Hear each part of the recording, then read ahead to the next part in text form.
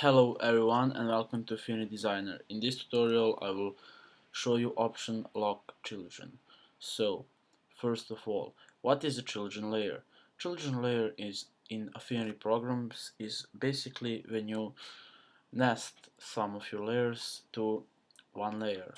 So let's enable this rectangular layer here, and for example I want to this rectangular layer actually be some kind of frame or window.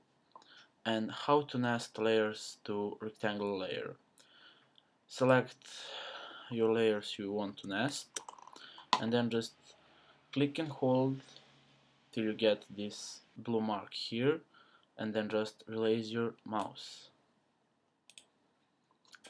And then as you can see, when I start moving this rectangular, I am moving every single nested layer, and nested layer are changing size and position by dragging this rectangular layer. But if I click on this option, lock children, and then when you move a rectangular layer,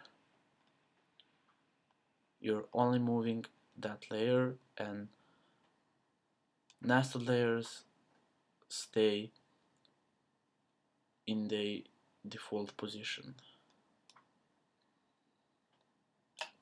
So, thank you for watching.